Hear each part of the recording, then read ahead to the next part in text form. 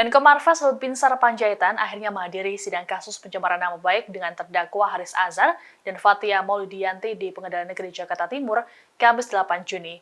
Dalam sidang tersebut, Luhut menyatakan siap dihukum apabila dirinya memberikan kesaksian yang salah dalam persidangan. Dikutip dari Tribunnews, hal ini bermula ketika majelis hakim mengatakan bahwa pihaknya bisa mempertanyakan pertanyaan yang berbeda saat Luhut diperiksa kepolisian. Majelis hakim lantas menanyakan respons Luhut terkait dengan hal tersebut.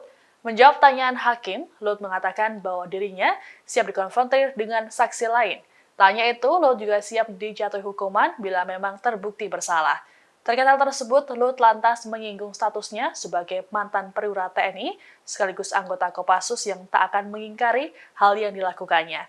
Adapun Luhut berstatus sebagai saksi dalam persidangan kasus dugaan pencemaran nama baik terhadapnya itu. Luhut sendiri merupakan pelapor dari kasus yang melibatkan Haris Azhar dan Fathia. Kasus ini bermula dari Haris dan Fathia yang menyebut Luhut dalam bisnis tambang di Papua melalui kanal YouTube pribadi Haris pada 2021 silam. Luhut mulanya melayangkan 2 kali somasi pada Haris sebelum melaporkannya ke polisi. Ia menegaskan bahwa ia tak terima dengan tuduhan yang dilontarkan oleh Haris dan Fathia. Saya akan berikan kesaksian saya yang benar. Sebagai seorang perwira TNI, perwira Kopassus, saya tidak akan pernah mengingkari apa yang saya lakukan.